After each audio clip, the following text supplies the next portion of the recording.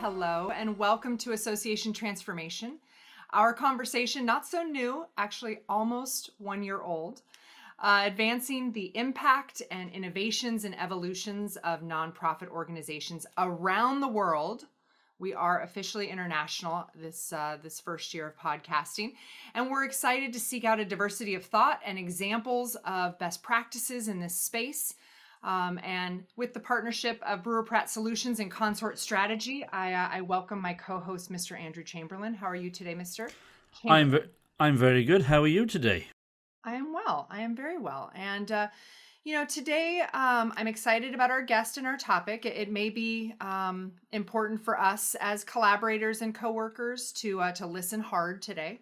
There may be some tough love in here for both of us. But let's be honest, the nonprofit space, associations, whatever charitable entity you are, we're all made up of people. Yep. And with people comes conflict. With people comes baggage. With people comes poor communications. And I think, these things have to be addressed. To be a high-performing organization, you have to be a high-performing team. And I'm excited today to welcome Gina Weatherup, a friend of mine and an expert in this space from Chantilly Mediation and Facilitation.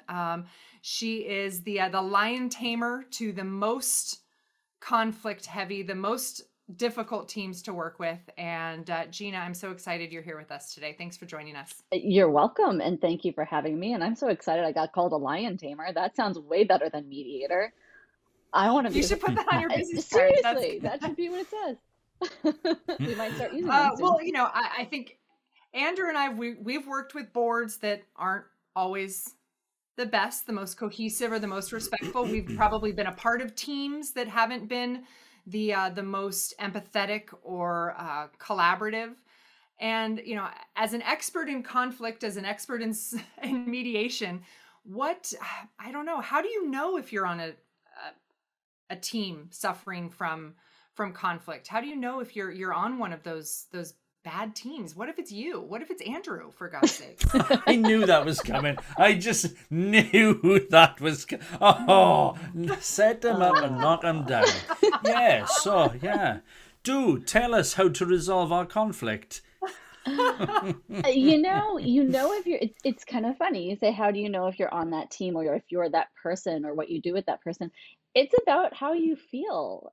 I actually talk with managers a lot about not being afraid of identifying the emotions you're feeling in the middle of a workday, or at the start of your workday. If you're about to log in or driving to the office and you're just sitting there oh, I don't feel good, or people are crying in their car, which I remember being something coworkers of mine experienced working with a nonprofit once a long time ago.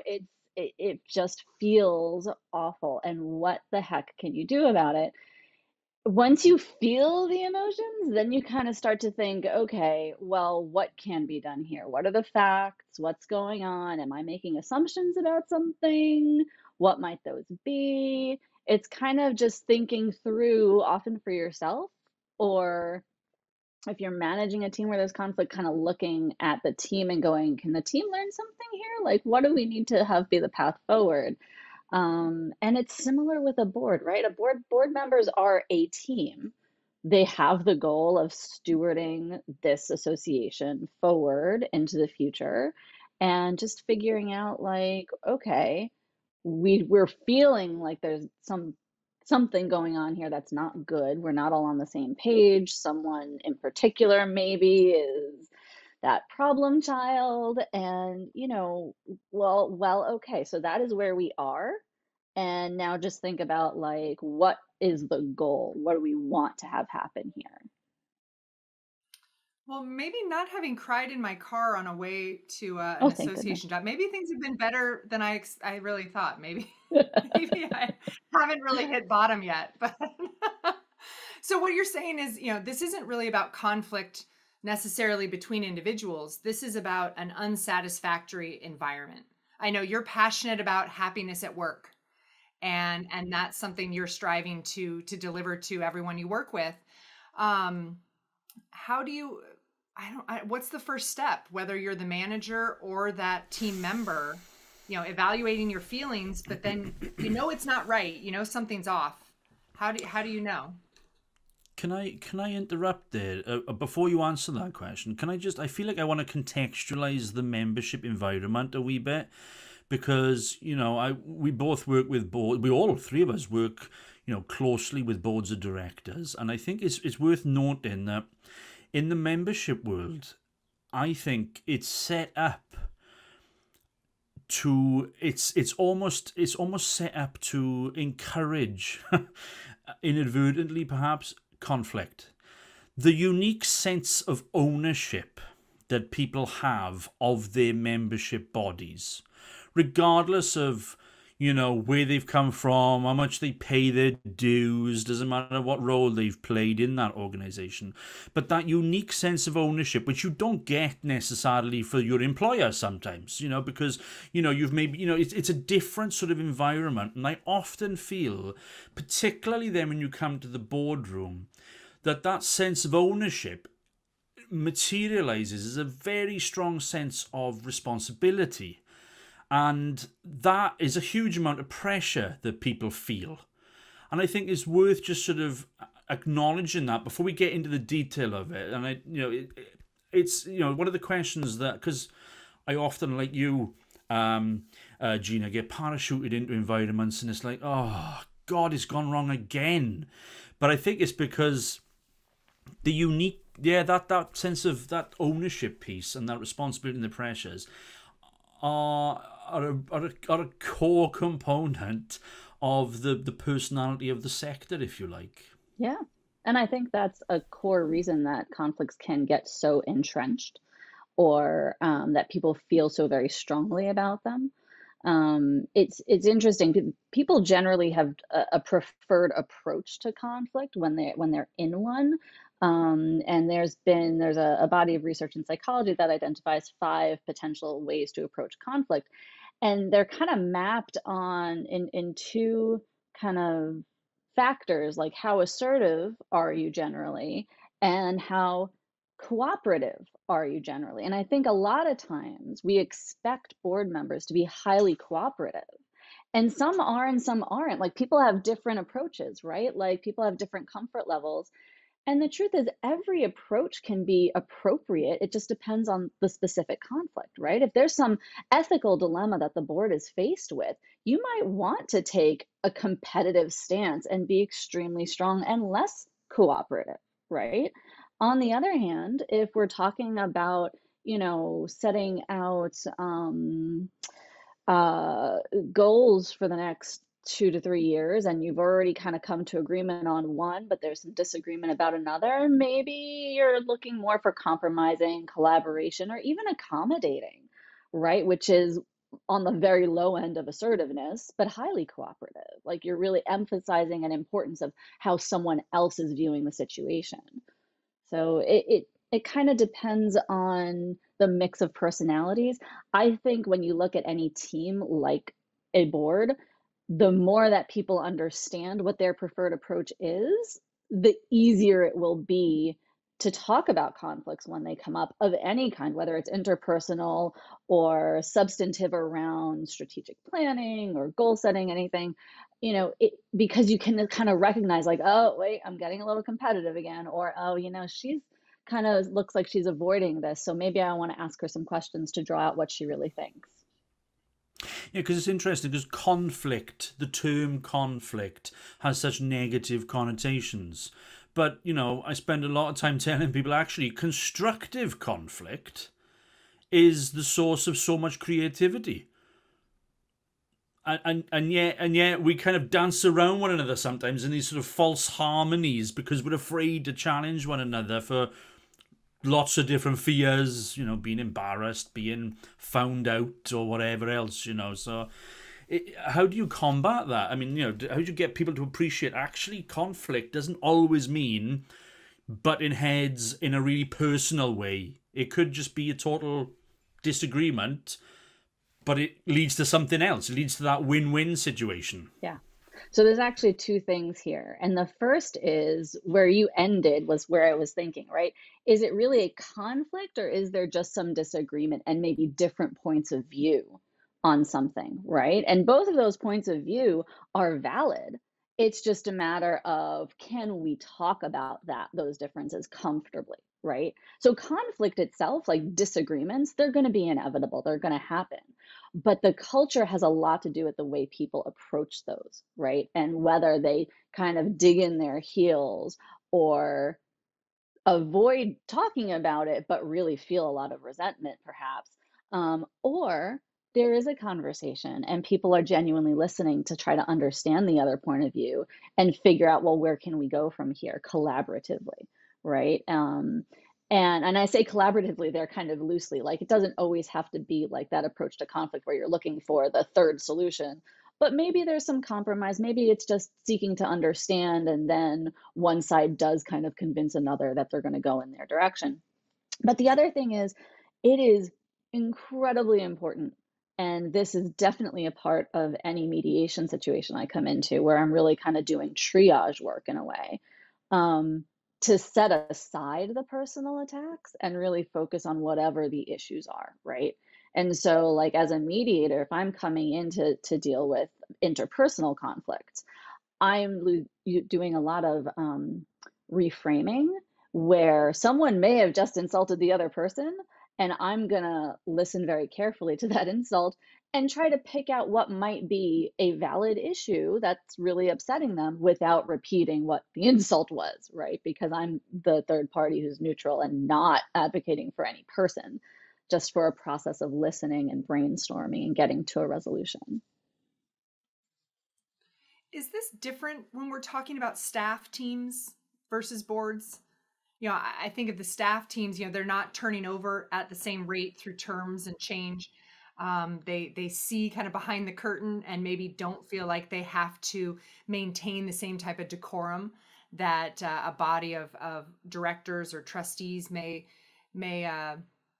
carry themselves with. Are staff different when you come into those situations? And I would assume their collaboration and consensus is that much more important for the organization as a whole. Yeah. Yeah, I think it is, in many ways more important for the staff to be able to collaborate with each other. But I do think it could, whether it's different from the board or not, is kind of dependent on the organization. I can see it going, I've seen it go in both directions, right? Sometimes because staff is there longer, they get to know each other more deeply. They've been working together well, maybe for a long time. And when conflicts come up, they really are treated as like, okay, well, let's sit down and have a conversation. This is a disagreement, but we're going to figure it out. And on the other hand, people have been working together for a long time, and maybe they're still When does resentful of that that really thing that happen? happened 5 years ago and, upset with this person, but not sharing it. So then the new thing comes up, and maybe the response is a little more intense than it needs to be. So, I mean, that certainly happens as well.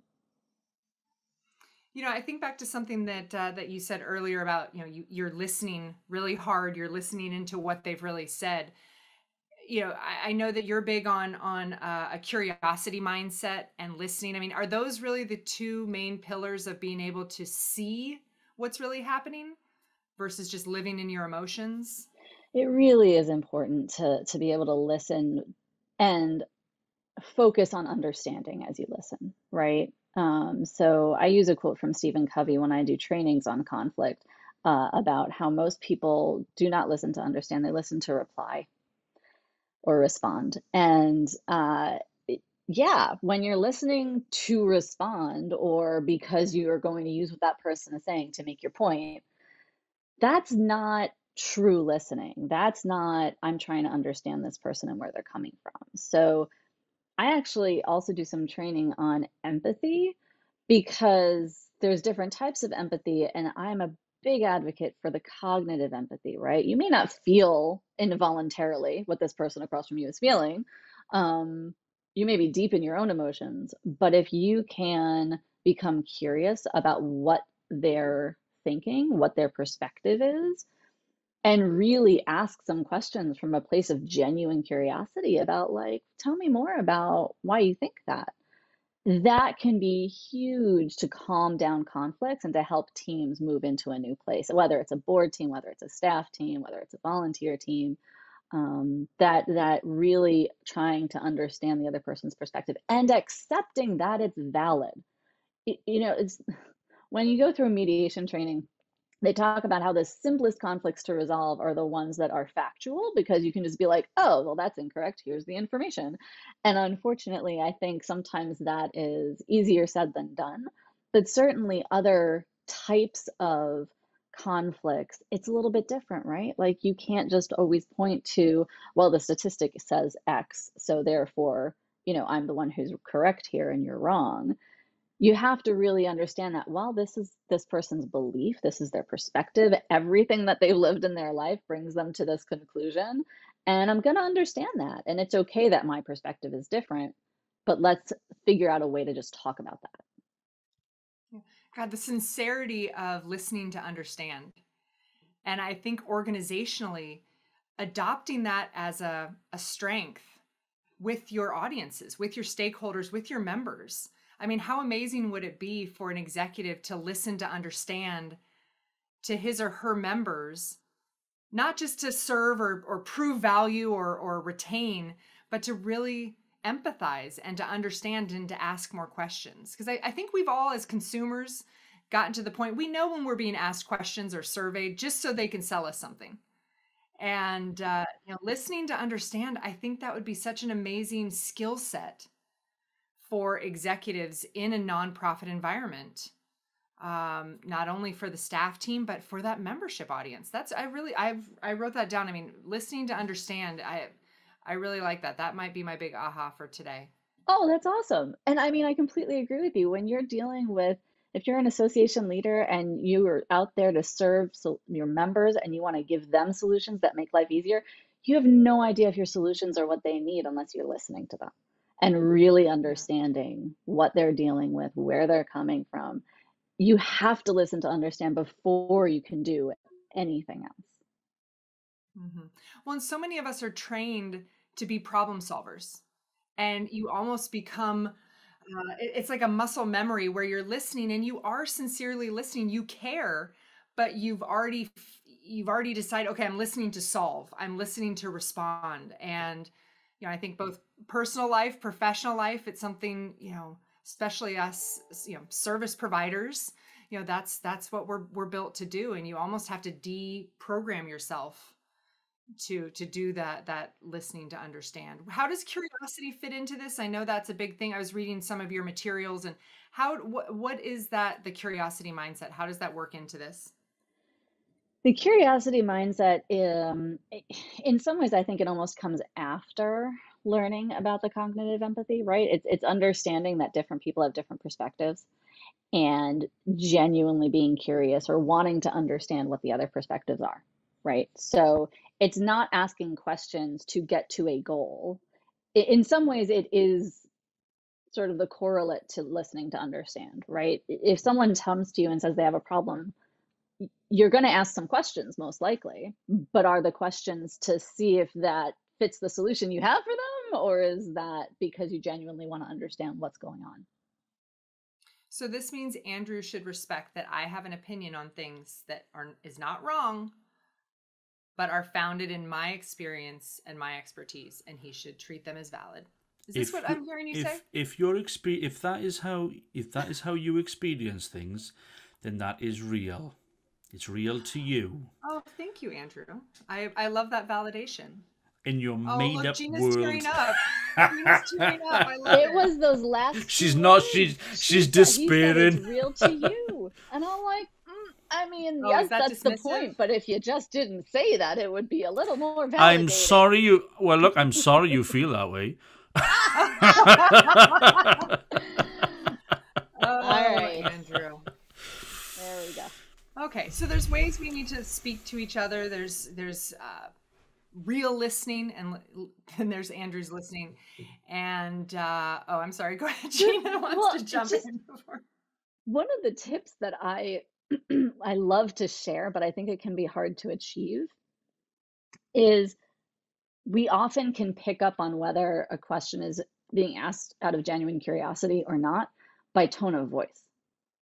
So I love that this is a podcast and people are listening, and they can't see all my various hand gestures because I talk with my hands all the time, or my face, but they can hear things, right? And sometimes when I'm live in front of the team, I will ask them to close their eyes And I'll say the same exact sentence two ways and then ask them which one they feel like answering, right? Like, huh, why did you do that? Or, huh, why did you do that? Same words, even the same sound to start it off with. Which one of those do you really feel like answering?